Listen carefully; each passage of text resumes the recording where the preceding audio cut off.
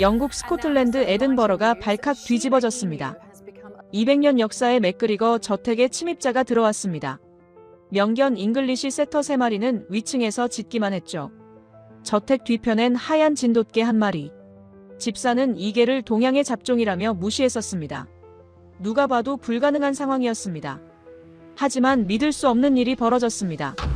침입자는 바닥에 제압당했고 진돗개는 경찰이 올 때까지 놓지 않았습니다. 여기서 끝이 아니었습니다. 천식 아동의 발작을 3분 전 감지해 생명을 구했습니다. 무슨 일이 있었던 걸까요? BBC 스코틀랜드가 긴급 취재했고 에든버러 타임스는 일면에 실었습니다. 진돗개에 대한 영국의 인식이 완전히 바뀌는 순간이었죠. 그 놀라운 이야기를 지금부터 공개합니다. 한국 최고라고 댓글을 남겨주세요. 여러분의 구독과 좋아요는 아주 큰 힘이 됩니다. 저택에 거대한 참나무 문이 열리고 그 개가 처음 모습을 드러냈을 때 저는 제 눈을 의심했습니다. 순백색 털을 가진 중형견 1마리가 한국 대사 부인의 발걸음을 따라 조심스럽게 현관으로 들어서고 있었습니다. 저게 개인가요? 저는 속으로 중얼거렸습니다. 200년 전통의 맥그리거 저택에 어울리지 않는 생경한 광경이었습니다. 안녕하세요. 저는 제임스 해리슨이라고 합니다. 스코틀랜드 에든버러의 맥그리거 저택에서 35년째 집사로 일하고 있죠. 제 아버지도 그 아버지도 이 저택의 집사였습니다. 우리 가문은 3대째 맥그리거 가문을 섬기고 있는 셈입니다. 저는 이 일에 큰 자부심을 가지고 있습니다. 격식과 전통, 그리고 품격을 지키는 것이 제 인생의 사명이었으니까요. 맥그리거 저택은 1820년에 지어진 빅토리아 양식의 웅장한 건물입니다. 42개의 방과 드넓은 정원, 그리고 200년 된 참나무들이 저택을 둘러싸고 있습니다. 이곳에서는 모든 것이 규칙과 전통에 따라 움직입니다. 아침 6시 정각에 커튼을 걷고 오후 4시에는 애프터눈 티를 준비하며 저녁 8시에는 만찬을 차립니다. 어떤 것도 함부로 바뀌지 않았습니다. 저택에는 대대로 키워온 개들이 있었습니다. 잉글리시 세터 3마리죠. 레이디, 듀크, 그리고 빅토리아. 모두 챔피언 혈통의 명견들이었습니다. 그들의 우아한 자태와 기품 있는 걸음걸이는 귀족 저택에 완벽하게 어울렸습니다. 매일 오전 저는 그들을 데리고 정원을 산책시켰고 그들은 언제나 품위 있게 행동했습니다. 그런데 한 달 전 맥그리거 경으로부터 새로운 소식을 들었습니다. 저택에 한국 대사 가족이 6개월간 머물게 된다는 것이었습니다. 외교관 교류 프로그램의 일환이라고 했습니다. 저는 흔쾌히 준비에 착수했습니다. 객실을 정비하고 한국 음식을 연구하며 동양 손님을 맞이할 준비를 철저히 했습니다. 하지만 그들이 개를 데려온다는 말은 듣지 못했습니다. 대사 부부와 7살 딸 에밀리가 도착한 그날 차에서 내린 것은 사람만이 아니었습니다. 개 1마리가 함께였습니다. 처음 본 순간 저는 당혹스러웠습니다. 잉글리시 세터의 우아함도 골든 리트리버의 온화함도 없었습니다. 그저 하얀 털을 가진 평범해 보이는 중형견일 뿐이었죠. 대사 부인이 미소를 지으며 말했습니다. 이 아이는 달이에요. 진돗개랍니다. 한국의 토종견이죠. 저는 예의상 고개를 끄덕였습니다. 하지만 속으로는 이미 판단을 내린 상태였습니다. 동양의 잡종개가 이 유서 깊은 저택에 어울릴 리 없다고요. 달이라 불린 그 개는 현관 대리석 바닥에 조심스럽게 발을 디뎠습니다. 낯선 환경에 긴장한 듯 보였지만 신기하게도 짖거나 날뛰지 않았습니다. 그저 조용히 주변을 둘러보며 대사 부인의 곁을 지킬 뿐이었습니다. 저는 다리를 아래 위로 훑어보았습니다. 눈처럼 하얀 털은 깨끗했고 눈빛은 맑았습니다. 하지만 그게 전부였습니다. 우리 세터들을 소개해야 할 차례가 왔습니다. 저는 레이디, 듀크, 빅토리아를 불러 현관으로 데려왔습니다. 3마리는 언제나처럼 우아한 걸음걸이로 다가왔습니다. 하지만 다리를 보는 순간 멈춰섰습니다. 낯선 개에 대한 경계심이었죠. 레이디가 낮게 으르렁거렸고 듀크는 코를 벌름거리며 다리의 냄새를 맡으려 했습니다. 다리는 움직이지 않았습니다.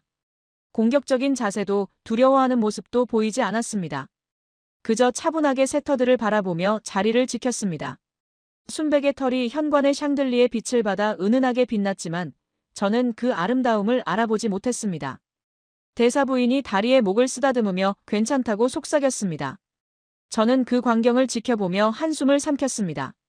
앞으로 6개월, 이 어색한 동거가 계속될 것이었습니다. 그날 저녁, 저는 다리를 위한 공간을 마련했습니다.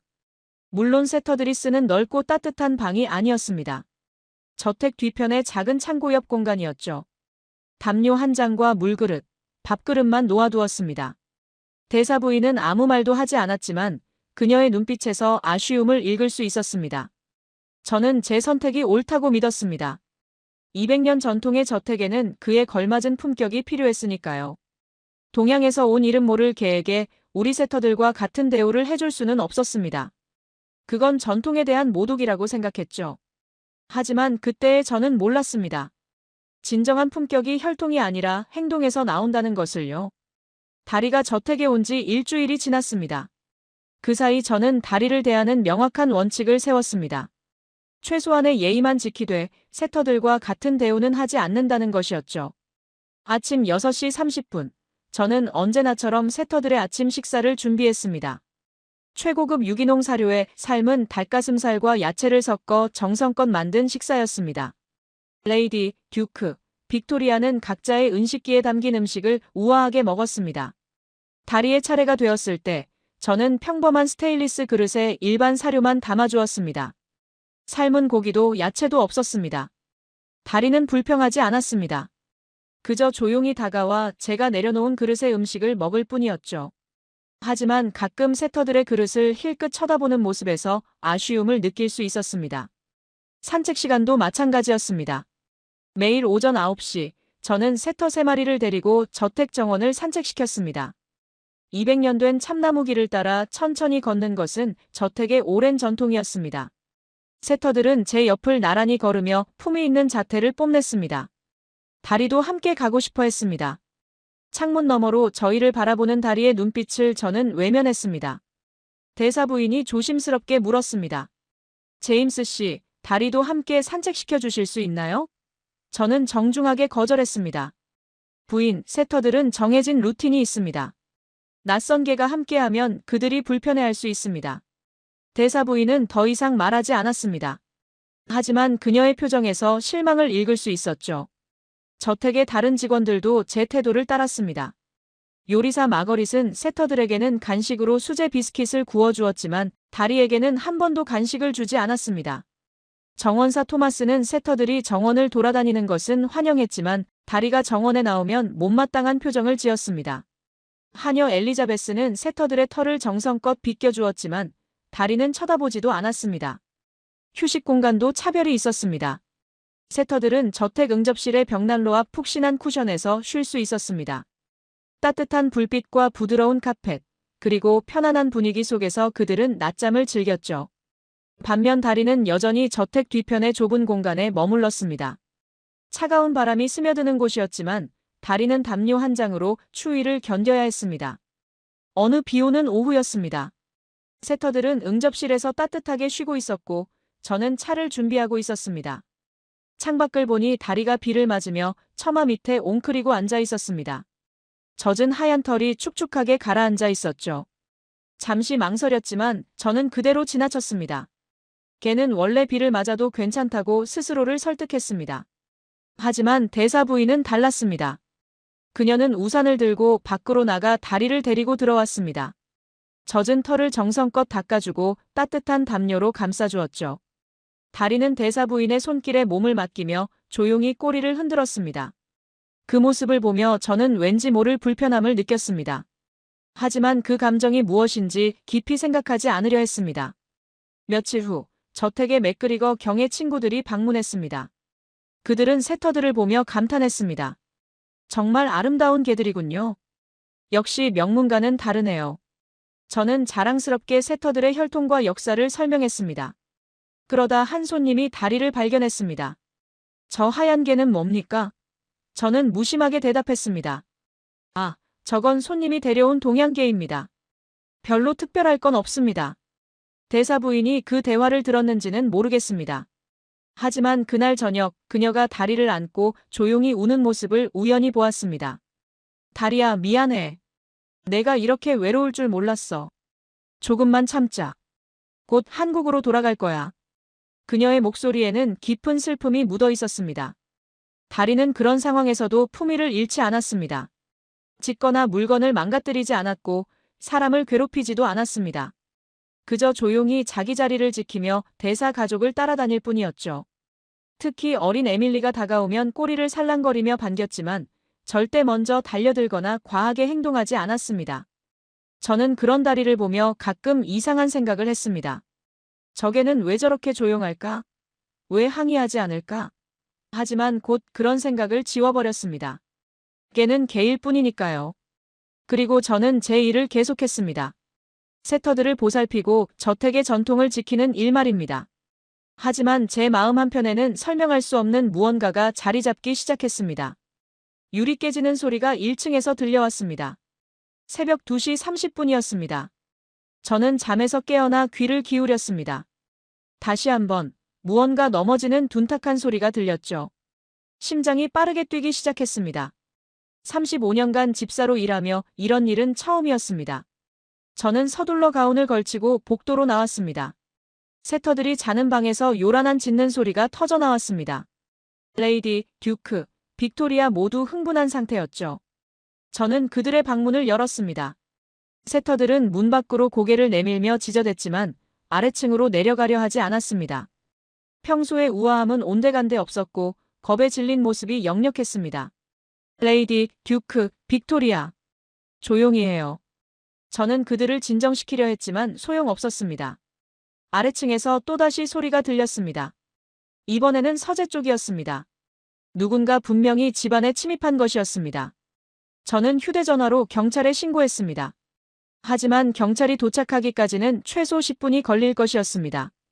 세터들을 방에 남겨두고 저는 조심스럽게 계단을 내려가기 시작했습니다. 손에는 우산을 들고 있었습니다. 변변한 무기도 아니었지만 그게 전부였죠. 계단을 한 칸씩 내려가는데 다리가 후들거렸습니다. 1층 복도에 도착했을 때 서재에서 희미한 손전등 불빛이 새어나오는 것을 볼 수 있었습니다. 누구요? 저는 떨리는 목소리로 외쳤습니다. 대답은 없었습니다. 대신 급하게 움직이는 발소리가 들렸습니다. 침입자가 당황한 것이 분명했죠. 저는 한 걸음 더 다가갔습니다. 바로 그때였습니다. 하얀 그림자 하나가 제 옆을 스쳐 지나갔습니다. 다리였습니다. 다리는 주저없이 서재를 향해 돌진했습니다. 짖지도 않고 소리내지도 않았습니다. 그저 빠르고 정확하게 움직였죠. 저는 놀라 그 뒤를 따랐습니다. 서재 문이 활짝 열려 있었고 안에서는 격렬한 소동이 벌어지고 있었습니다. 검은 옷을 입은 남자가 다리를 떼어내려 발버둥 치고 있었습니다. 다리는 남자의 팔을 물고 놓지 않았습니다. 남자가 비명을 지르며 손전등을 떨어뜨렸습니다. 저는 서둘러 불을 켰습니다. 서재는 엉망이었습니다. 깨진 창문, 바닥에 흩어진 서류들, 그리고 열린 금고. 침입자는 금고에서 귀중품을 훔치려던 참이었습니다. 하지만 지금 그는 바닥에 쓰러진 채 다리에게 제압당해 있었습니다. 나를 떼어내. 제발. 남자가 절규했습니다. 하지만 다리는 꿈쩍도 하지 않았습니다. 남자의 팔을 물고 있는 힘을 조절하며 그가 움직이려 할 때마다 더 강하게 물었죠. 남자는 결국 저항을 포기했습니다. 다리의 눈빛은 차분했지만 단호했습니다. 이 남자가 더 이상 위협이 되지 않을 때까지 절대 놓지 않겠다는 의지가 담겨 있었습니다. 저는 그 광경을 믿을 수 없다는 표정으로 바라보았습니다. 저택을 지켜야 할 세터들은 위층에서 짖기만 했습니다. 하지만 제대로 된 대우도 받지 못한 이 동양계가, 이 하얀 진돗개가 목숨을 걸고 저택을 지킨 것입니다. 제 손이 떨렸습니다. 부끄러움인지 놀라움인지 아니면 둘 다인지 알 수 없었습니다. 몇 분 후 경찰이 도착했습니다. 2명의 경찰관이 서재로 들어왔고 바닥에 쓰러진 침입자를 보며 놀랐습니다. 이미 제압되어 있네요. 개가 한 겁니까? 한 경찰관이 물었습니다. 저는 고개를 끄덕였습니다. 네, 저 하얀 개가요. 경찰관들은 다리를 보며 감탄했습니다. 대단한 개네요. 어떤 품종입니까? 진돗개입니다. 한국의 토종견이죠. 제가 대답했습니다. 제 목소리가 낯설게 들렸습니다. 경찰관들이 침입자를 체포하고 끌고 나갈 때까지 다리는 여전히 경계를 늦추지 않았습니다. 남자가 완전히 수갑을 차고 저택 밖으로 나간 후에야 다리는 제 쪽으로 다가왔습니다. 다리는 제 앞에 조용히 앉았습니다. 숨을 헐떡이고 있었지만 다치지는 않은 것 같았습니다. 하얀 털에 먼지가 묻어 있었고 코끝에 작은 상처가 있었죠. 저는 무릎을 꿇고 다리와 눈을 마주쳤습니다. 생전 처음으로 제대로 다리를 바라본 순간이었습니다. 그 맑고 깊은 눈빛 속에서 저는 무언가를 보았습니다. 용기, 충성심, 그리고 품격. 고맙소. 저는 떨리는 손으로 다리의 머리를 쓰다듬었습니다. 다리는 꼬리를 한번 흔들고는 다시 차분하게 앉아 있었습니다. 아무것도 바라지 않는 듯한 모습이었습니다. 칭찬도 보상도 필요 없다는 듯이요. 그저 자신이 해야 할 일을 했을 뿐이라는 표정이었습니다. 위층에서는 여전히 새터들이 짖고 있었습니다. 대사 가족도 소동소리에 잠에서 깨어 내려왔습니다. 대사 부인은 다리를 보자마자 달려와 껴안았습니다. 달아, 괜찮니? 다친 데는 없어? 그녀의 목소리에는 안도와 걱정이 뒤섞여 있었습니다. 저는 그 모습을 지켜보며 깊은 한숨을 내쉬었습니다. 이럴 수가. 저는 속으로 중얼거렸습니다. 제가 그토록 무시했던 걔가 제대로 된 대우도 해주지 않았던 이 동양. 걔가 저택과 우리 모두를 지켜낸 것입니다. 명문혈통의 새터들보다 더 용감하게, 더 확실하게 말입니다. 제 얼굴이 화끈거렸습니다. 부끄러움과 미안함이 몰려왔습니다. 하지만 아직 저는 인정하고 싶지 않았습니다. 그저 운이 좋았을 뿐이라고, 우연이었을 뿐이라고 스스로를 설득했습니다. 그 사건 이후 저택에는 미묘한 변화가 있었습니다. 다른 직원들은 다리를 보는 눈빛이 조금 달라졌습니다. 정원사 토마스는 다리가 정원을 지나갈 때 고개를 끄덕이며 인사했고, 하녀 엘리자베스는 지나가는 말로 용감한 개라고 칭찬했습니다. 하지만 저는 달랐습니다. 저는 여전히 제 입장을 고수했습니다. 운이 좋았을 뿐이야. 저는 스스로에게 말했습니다. 우연히 침입자를 발견한 것뿐이지 특별한 능력이 있는 건 아니라고요. 새터들도 충분히 할 수 있었을 거라고, 다만 그날 밤 상황이 그렇게 된 것뿐이라고 믿고 싶었습니다. 그래서 다리에 대한 제 태도는 크게 바뀌지 않았습니다. 여전히 뒤편의 좁은 공간에서 지내게 했고, 식사도 평범한 사료만 주었습니다. 대사 부인은 제게 몇 번이나 말했습니다. 제임스 씨, 다리가 저택을 지켜줬잖아요. 조금 더 좋은 곳에서 지내게 해주시면 안 될까요? 하지만 저는 정중하게 거절했습니다. 부인, 저택의 규칙은 쉽게 바꿀 수 없습니다. 다리는 지금도 충분히 잘 지내고 있습니다. 대사 부인은 더 이상 말하지 않았지만 그녀의 눈빛에서 실망을 읽을 수 있었습니다. 침입 사건 이후 2주가 지났습니다. 어느 이른 새벽이었습니다. 아직 해가 뜨기 전 저는 깊은 잠에 빠져 있었습니다. 꿈속에서 저는 어린 시절 아버지와 함께 정원을 거닐고 있었습니다. 평화로운 꿈이었죠. 하지만 갑자기 무언가가 제 잠을 방해하기 시작했습니다. 문을 긁는 소리, 낑낑거리는 소리가 희미하게 들려왔습니다. 처음에는 무시했습니다. 아마 새터들이 일찍 일어나 산책을 가고 싶어 하는 것이라고 생각했죠. 하지만 소리는 계속되었습니다. 더 급박하게, 더 간절하게. 저는 짜증이 났습니다. 몇 시인데 이러는 거야? 시계를 보니 새벽 4시 45분이었습니다. 평소 기상 시간보다 1시간 이상 이른 시각이었죠. 소리는 멈추지 않았습니다. 오히려 더 강해졌습니다. 긁는 소리에 이어 낮게 끙끙거리는 소리까지 들렸습니다. 저는 화가 나서 침대에서 일어났습니다. 도대체 뭐 하는 거야? 문을 열고 복도로 나섰습니다. 그런데 제 방문 앞에 서 있던 것은 새터들이 아니었습니다. 다리였습니다. 다리는 제 방문을 열심히 긁고 있었습니다. 저를 보자 꼬리를 한번 흔들더니 곧바로 복도를 향해 몇 걸음 걸어갔습니다. 그리고는 다시 저를 돌아보았습니다. 따라오라는 듯한 행동이었습니다. 저는 어이가 없었습니다. 이 개가 지금 날 깨운 거야? 새벽 5시도 안 된 시간에? 달아, 돌아가. 저는 손을 휘저으며 말했습니다. 하지만 다리는 움직이지 않았습니다. 오히려 더 급하게 복도 끝을 향해 걸어갔다가 다시 저를 쳐다보았습니다. 그 눈빛에는 절박함이 담겨 있었습니다. 뭔가 심상치 않다는 것을 본능적으로 느꼈지만 저는 여전히 짜증이 났습니다. 알았어, 알았다고. 뭐가 그리 급한지 보자고. 저는 다리를 따라 복도를 걸었습니다. 다리는 계단을 내려가 1층으로 향했습니다. 그리고 주방 쪽으로 곧장 달려갔죠. 주방에 가까워지자 제 코끝에 묘한 냄새가 스쳤습니다. 가스 냄새였습니다. 심장이 철렁했습니다. 저는 서둘러 주방 문을 열었습니다. 주방은 조용했습니다. 하지만 공기 중에 가스 냄새가 짙게 퍼져 있었습니다.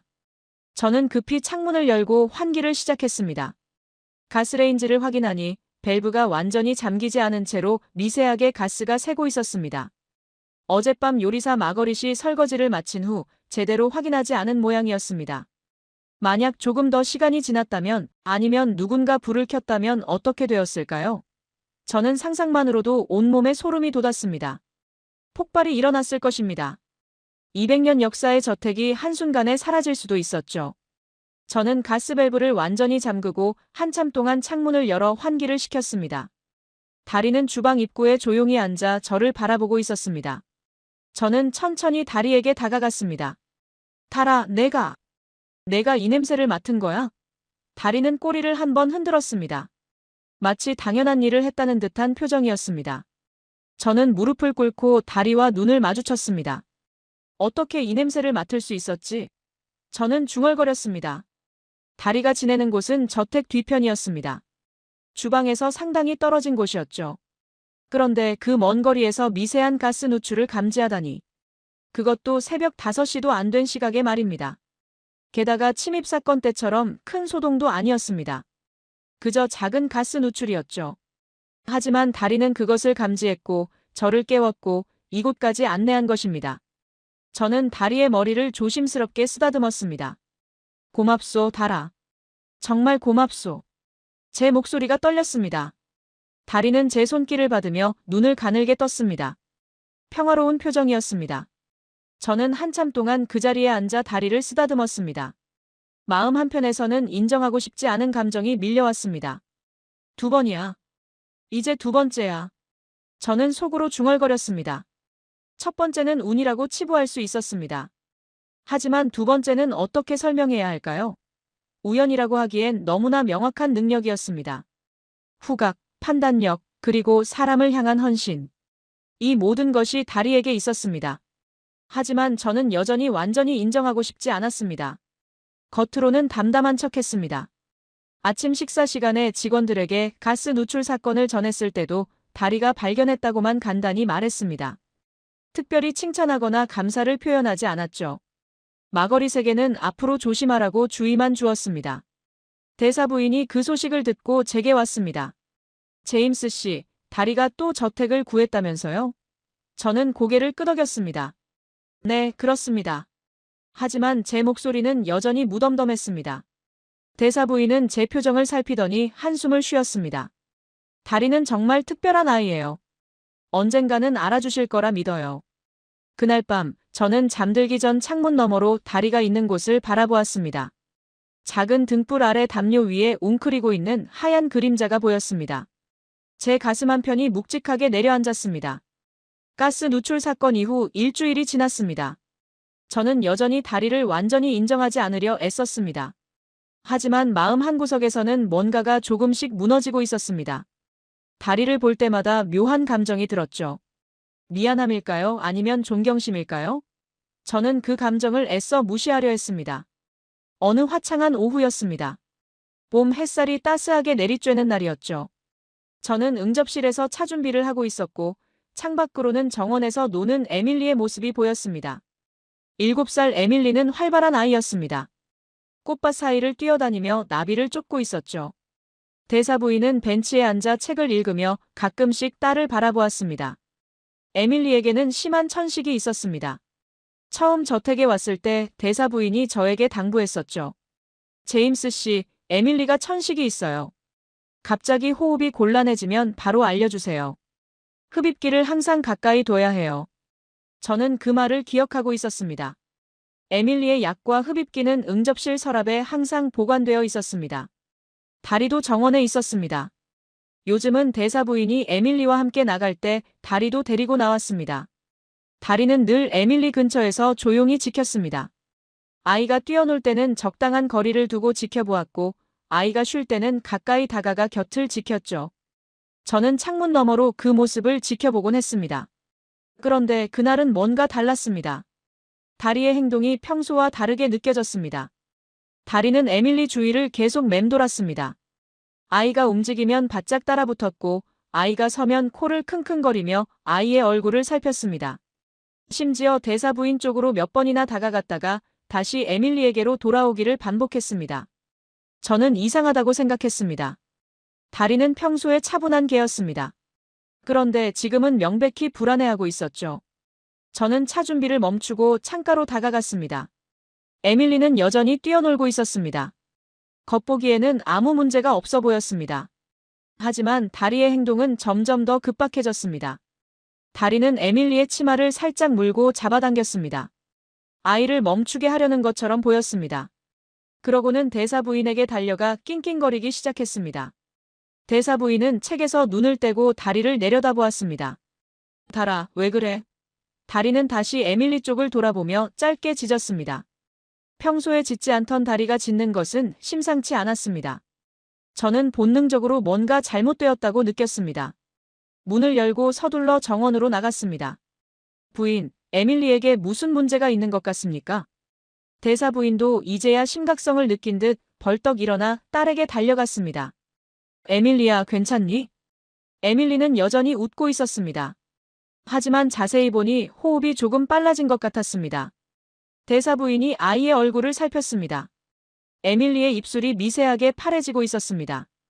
천식발작의 전조 증상이었습니다. 대사 부인의 얼굴이 창백해졌습니다. 에밀리, 숨쉬기 힘들어. 엄마한테 말해봐. 에밀리가 고개를 끄덕이려는 순간 아이의 호흡이 갑자기 거칠어졌습니다. 헉헉거리는 소리가 들렸고 아이는 가슴을 움켜쥐었습니다. 대사 부인이 비명을 질렀습니다. 흡입기. 제임스 씨, 흡입기 좀 가져다 주세요. 저는 즉시 돌아서서 저택으로 뛰어갔습니다. 응접실 서랍을 열고 흡입기와 약을 꺼냈습니다. 손이 떨렸지만 최대한 빨리 움직였습니다. 정원으로 돌아왔을 때 대사 부인은 에밀리를 벤치에 앉히고 있었습니다. 아이의 호흡은 점점 더 가빠졌습니다. 다리는 에밀리 바로 옆에 붙어서 불안한 눈빛으로 아이를 쳐다보고 있었죠. 저는 흡입기를 대사 부인에게 건넸습니다. 부인은 능숙하게 에밀리에게 약을 흡입하도록 도왔습니다. 천천히 에밀리. 천천히 숨 쉬어. 대사 부인의 목소리가 떨렸습니다. 에밀리는 힘겹게 약을 들이마셨습니다. 한 번, 두 번, 세 번. 몇 분이 지나자 아이의 호흡이 조금씩 안정되기 시작했습니다. 입술의 파란 기운도 점차 사라졌습니다. 대사 부인은 딸을 꼭 안으며 눈물을 흘렸습니다. 괜찮아, 이제 괜찮아. 엄마가 여기 있어. 대사 부인이 속삭였습니다. 에밀리는 엄마 품에 안겨 천천히 호흡을 가다듬었습니다. 저는 옆에 서서 그 광경을 지켜보았습니다. 가슴이 두근거렸습니다. 만약 조금만 늦었더라면 어땠을까요? 만약 다리가 먼저 알아채지 못했다면요? 한참 후 에밀리가 완전히 안정되었을 때 대사 부인이 다리를 껴안았습니다. 달아, 고마워. 또 에밀리를 구해줬구나. 그녀는 울먹이며 말했습니다. 저는 그 말에 귀를 기울였습니다. 또? 제가 물었습니다. 무슨 뜻입니까, 부인? 대사 부인이 저를 돌아보았습니다. 눈가에는 아직 눈물이 맺혀 있었습니다. 다리가 세 번째예요, 제임스 씨. 벌써 세 번이나 에밀리를 구했어요. 처음 두 번은 제가 곁에 있을 때였어요. 에밀리가 천식발작을 일으키기 직전 다리가 먼저 알아차리고 저에게 알려줬죠. 그때마다 미리 대비할 수 있었어요. 저는 말문이 막혔습니다. 세 번이나요? 다리가 세 번이나 천식발작을 미리 감지했다는 말입니까? 대사 부인이 고개를 끄덕였습니다. 다리는 에밀리의 호흡 변화를 제보다 먼저 알아차려요. 아마 냄새나 소리로 감지하는 것 같아요. 정말 신기하죠? 다리가 없었다면 에밀리가 얼마나 위험했을지 몰라요. 저는 다리를 내려다보았습니다. 다리는 여전히 에밀리 곁에 앉아 아이를 지키고 있었습니다. 잠잠해진 상황에도 경계를 늦추지 않는 모습이었습니다. 그 눈빛에는 아이를 향한 깊은 애정과 책임감이 담겨 있었습니다. 저는 무릎을 꿇고 천천히 손을 뻗어 다리의 머리를 쓰다듬었습니다. 고맙소, 달아. 정말 고맙소. 제 목소리가 떨렸습니다. 이번에는 진심이었습니다. 더 이상 외면할 수 없었습니다. 3번의 기적, 아니 3번의 명백한 증거였습니다. 다리는 특별한 개였습니다. 혈통이나 품종과는 상관없이 이 개는 진정으로 특별했습니다.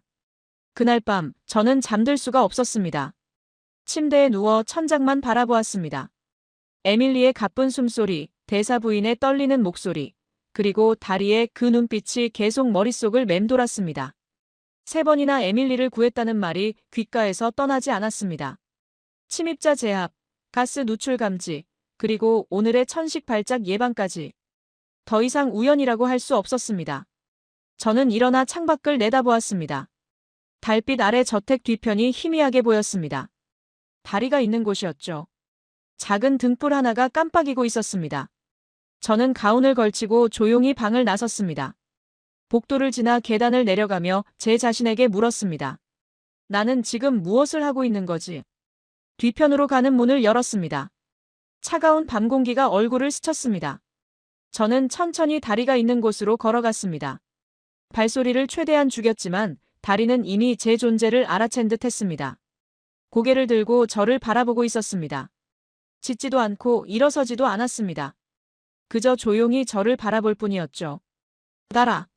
저는 작게 불렀습니다. 다리의 꼬리가 천천히 흔들렸습니다. 환영한다는 듯한 움직임이었습니다. 저는 다리가 누워있는 담요 옆에 쪼그려 앉았습니다. 한참 동안 아무 말도 하지 못했습니다. 무슨 말을 해야 할지 몰랐습니다. 35년간 집사로 일하며 수많은 사람들과 이야기를 나눴지만 지금처럼 말문이 막힌 적은 없었습니다. 다리는 저를 바라보고 있었습니다. 그 눈빛에는 원망도 비난도 없었습니다. 그저 온화하고 평화로운 시선이었습니다. 제가 그동안 얼마나 냉대했는지, 얼마나 무시했는지 알면서도 다리는 저를 따뜻하게 바라보고 있었습니다. 그 순간 제 가슴 한편이 무너져 내리는 것을 느꼈습니다. 미안하오. 저는 떨리는 목소리로 말했습니다. 정말 미안하오, 달아. 내가 너를 제대로 보지 못했소. 내 진가를, 내 마음을 전혀 알아보지 못했소. 제 손이 다리의 머리로 향했습니다. 처음으로 진심을 담아 다리를 쓰다듬었습니다. 다리의 하얀 털이 달빛 아래 은은하게 빛났습니다. 부드럽고 따뜻했습니다. 다리는 눈을 가늘게 뜨며 제 손길을 받았습니다. 편안해하는 모습이었습니다. 저는 계속해서 다리를 쓰다듬으며 고백을 이어갔습니다. 나는 평생 품격과 전통을 지키며 살았소. 200년 역사의 저택을 섬기는 것이 내 자랑이었지. 하지만 나는 잘못 알고 있었던 것 같소. 진정한 품격이 무엇인지 말이오. 다리가 고개를 살짝 기울였습니다. 마치 제 말을 듣고 있다는 듯한 모습이었습니다. 저는 쓴웃음을 지었습니다. 나는 혈통과 겉모습만 봤소. 잉글리시 세터의 우아한 자태, 챔피언 가문의 명성, 그런 것들만 중요하다고 생각했지. 하지만 진정한 귀족은 그런 게 아니었소. 용기, 헌신, 충성심, 그리고 사랑. 그게 진정한 품격이었소. 제 목소리가 더욱 떨렸습니다. 그리고 너는 그 모든 것을 가지고 있었소, 달아. 혈통도 없고 화려하지도 않지만 너는 진정한 귀족이었소. 이 늙은이가 그걸 알아보지 못했을 뿐이지. 다리는 여전히 조용히 제 손길을 받고 있었습니다. 원망하지 않는 듯 했습니다. 그저 지금 이 순간을 받아들이는 것 같았습니다. 저는 한참 동안 다리 곁에 앉아 있었습니다. 시간이 얼마나 흘렀는지 모르겠습니다. 밤 공기는 차가웠지만 이상하게 마음은 따뜻했습니다. 다리의 온기가 전해져 왔기 때문일까요? 아니면 제 마음 한편에 쌓여있던 편견과 오만함이 녹아내리며 느껴지는 해방감이었을까요? 내일부터는 달라질 거요. 저는 다리에게 약속했습니다. 내게 합당한 대우를 해줄 거요. 아니, 내가 마땅히 받아야 할 존중을 드리겠소. 다리가 꼬리를 한 번 더 흔들었습니다. 믿는다는 듯한 움직임이었습니다. 저는 일어서며 마지막으로 다리의 머리를 쓰다듬었습니다. 잘 자요, 달아. 그리고 정말 고맙소. 방으로 돌아오는 길, 저는 세터들이 자는 방 앞을 지나갔습니다. 문틈으로 그들의 편안한 숨소리가 들렸습니다. 넓고 따뜻한 방에서 푹신한 쿠션 위에 누워 자고 있을 것입니다. 그런데 다리는 차가운 뒤편에서 담요 한 장으로 밤을 보내고 있었습니다. 그것도 3번이나 저택과 사람들을 구한 후에 말입니다. 부끄러웠습니다. 제 자신이 너무나 부끄러웠습니다. 저는 평생 격식과 전통을 지켜왔다고 자부했지만 정작 중요한 것은 보지 못했습니다. 겉모습과 혈통에 사로잡혀 진정한 가치를 외면했던 것입니다. 다리는 그 모든 편견을 깨뜨리고 진실을 보여주었습니다. 진정한 귀족은 태어나는 것이 아니라 행동으로 증명되는 것이라고 말입니다. 그날 밤 저는 처음으로 편안하게 잠들 수 있었습니다. 마음 한편에 있던 무거운 짐을 내려놓은 듯한 기분이었습니다. 꿈속에서 저는 어린 시절로 돌아가 있었습니다. 아버지가 제게 말했습니다. 제임스, 진정한 집사는 겉모습이 아니라 본질을 보는 사람이란다. 그게 진정한 품격이지. 꿈속의 아버지는 미소를 지으며 제 어깨를 두드렸습니다. 아침 햇살이 방 안으로 들어올 때 저는 새로운 결심을 하고 있었습니다. 오늘부터 모든 것이 바뀔 것입니다. 다리에 대한 제 태도는 물론 제가 세상을 바라보는 방식까지도 말입니다. 200년 전통의 저택에 새로운 변화가 시작될 것이었습니다. 그리고 그 변화의 중심에는 하얀 진돗개 한 마리가 있었습니다. 다음 날 아침, 저는 평소보다 일찍 일어났습니다. 해가 뜨기 전부터 준비를 시작했죠. 먼저 저택 1층의 작은 서재 옆방을 정리했습니다. 원래는 창고로 쓰던 공간이었지만 청소하고 정돈하니 제법 괜찮은 방이 되었습니다. 창문도 있고 벽난로도 있었습니다.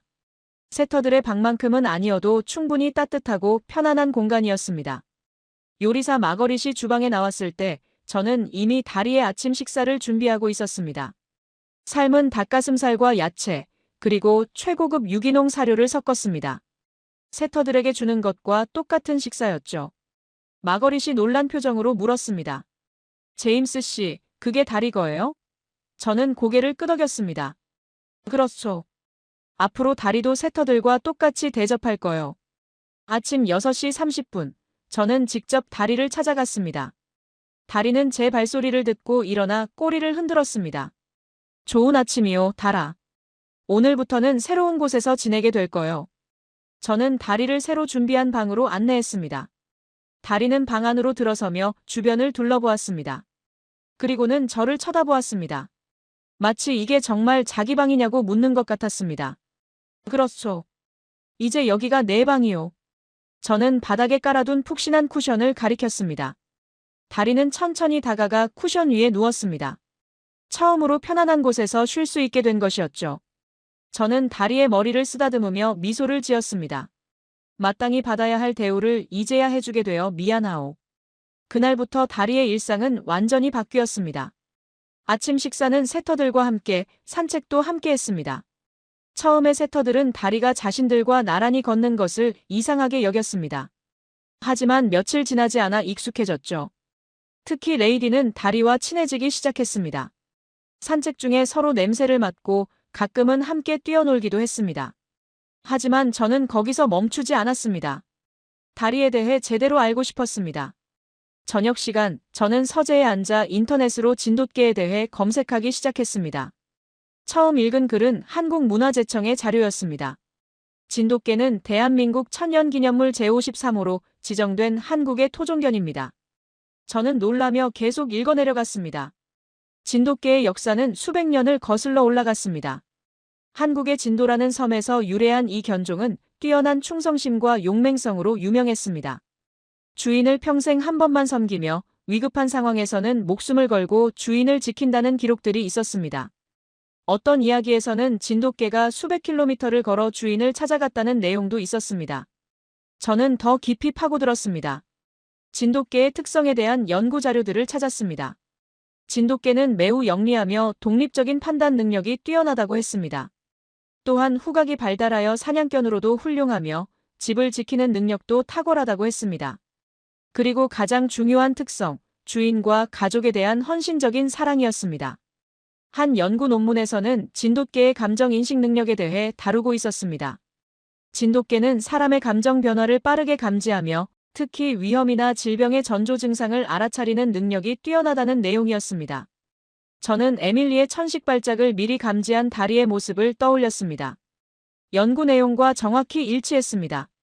며칠에 걸쳐 저는 진돗개에 대해 공부했습니다. 읽으면 읽을수록 놀라웠습니다. 이 견종이 얼마나 특별한지, 한국 사람들이 왜 진돗개를 자랑스러워하는지 이해할 수 있었습니다. 그리고 다리가 보여준 모든 행동들이 우연이 아니라 진돗개라는 견종의 본능이었음을 깨달았습니다. 일주일 후, 저는 저택의 모든 직원들을 모아놓고 말했습니다. 여러분, 앞으로 다리는 우리 저택의 공식적인 일원입니다. 세터들과 똑같이 대우해 주시기 바랍니다. 직원들은 놀란 표정이었지만 누구도 반대하지 않았습니다. 오히려 마거리 씨 먼저 말했습니다. 당연하죠, 제임스 씨. 다리는 이미 우리 모두를 구했잖아요. 그날 오후, 저는 대사 부부를 응접실로 초대했습니다. 차를 대접하며 조심스럽게 말했습니다. 대사님, 부인. 제가 그동안 다리에게 합당한 대우를 하지 못했습니다. 진심으로 사과드립니다. 대사 부인이 미소를 지었습니다. 제임스 씨, 이제 알아주셔서 감사해요. 다리는 정말 특별한 아이예요. 저는 고개를 끄덕였습니다. 그렇습니다. 제가 진돗개에 대해 공부하면서 알게 되었습니다. 이 견종이 얼마나 훌륭한지 말입니다. 한국의 자랑이라는 것을 이제야 이해했습니다. 대사가 감동한 표정으로 말했습니다. 외국인이 우리 진돗개를 이렇게 이해해 주시니 정말 기쁩니다, 제임스 씨. 며칠 후, 맥그리거 경의 친구들이 다시 저택을 방문했습니다. 이번에는 영국 캔넬 클럽의 회원들도 함께였습니다. 그들은 저택의 세터들을 보러 온 것이었죠. 저는 세터들을 소개한 후 다리도 함께 데려왔습니다. 신사숙녀 여러분, 이 아이는 다리입니다. 한국의 진돗개로 천연기념물로 지정된 귀중한 견종이죠. 손님들이 흥미로운 표정으로 다리를 바라보았습니다. 한 캔넬 클럽 회원이 물었습니다. 진돗개요? 처음 들어보는데요. 어떤 특징이 있습니까? 저는 자신있게 설명하기 시작했습니다. 진돗개는 뛰어난 충성심과 영리함을 가진 견종입니다.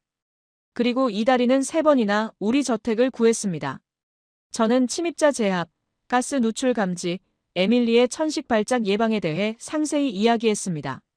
손님들은 놀라워하며 다리를 다시 보았습니다. 정말 놀라운 개로군요. 한 손님이 감탄했습니다. 외모는 수수해 보이지만 그 안에 이런 능력이 숨어 있었다니. 저는 미소를 지었습니다. 바로 그겁니다. 진정한 품격은 겉모습이 아니라 행동에서 나오는 것이죠. 그날 저녁 저는 다리와 함께 정원을 산책했습니다. 석양이 저택을 물들이고 있었습니다. 다리는 제 옆을 조용히 걸었습니다. 저는 문득 깨달았습니다. 진정한 귀족은 혈통이 아니라 품격에서 나온다는 것을요. 그리고 다리는 그 품격을 완벽하게 보여주었습니다. 저는 다리를 내려다보며 말했습니다. 고맙소, 달아. 내가 이 늙은이에게 중요한 것을 가르쳐 주었소. 석 달이 흘렀습니다. 이제 다리는 맥그리거 저택의 완전한 일원이 되었습니다. 세터들과 함께 정원을 거닐고 응접실 벽난로 앞에서 쉬었습니다. 직원들은 다리를 보면 반갑게 인사했고 마거릿은 특별히 다리를 위한 간식을 만들어주기도 했습니다. 무엇보다 에밀리와 다리의 우정은 날로 깊어졌습니다. 아이는 이제 천식 발작도 현저히 줄어들었습니다. 다리가 곁에서 지켜주고 있다는 안정감 때문이었을까요? 어느 가을날 오후 맥그리거 경으로부터 중요한 소식이 왔습니다. 제임스, 내일 특별한 손님이 오네. 준비를 철저히 해주게. 저는 누가 오는지 물었습니다.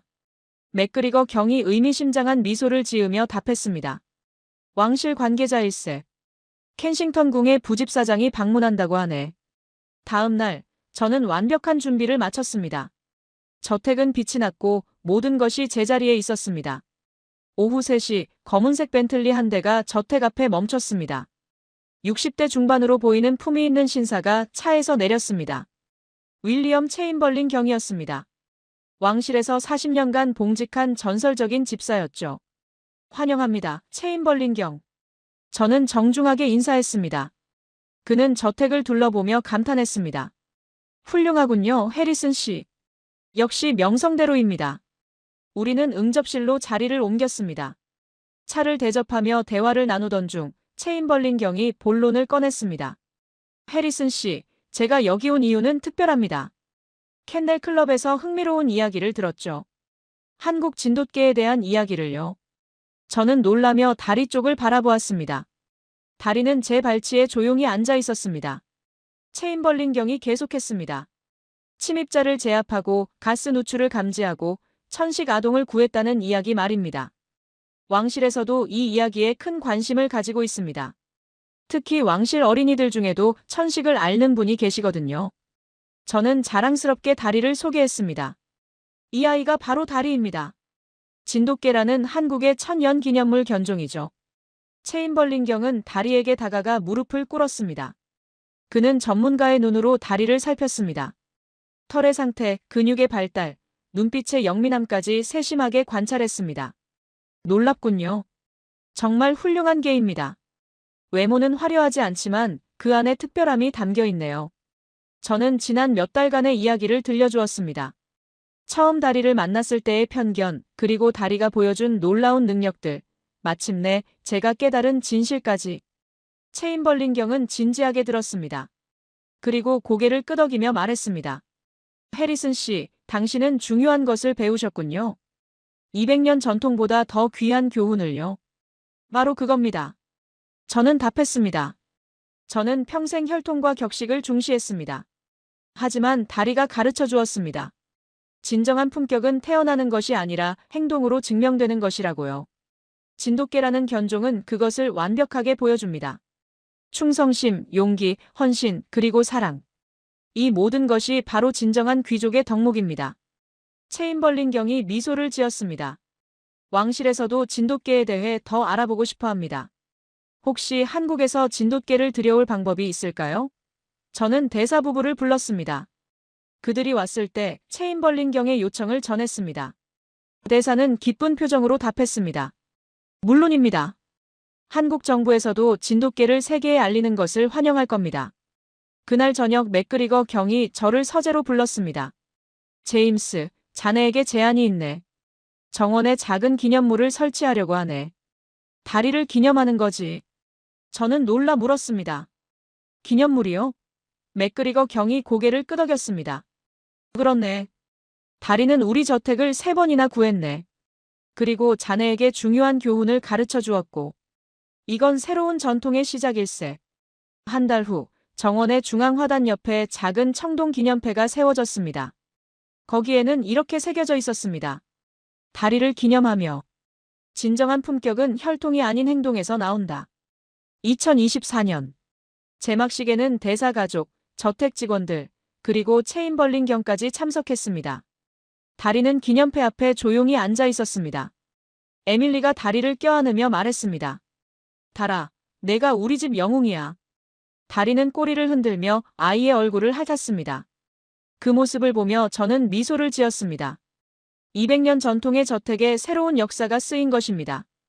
혈통과 격식만을 중시하던 곳에서 이제는 진정한 가치를 이해하는 곳으로 변화한 것이죠.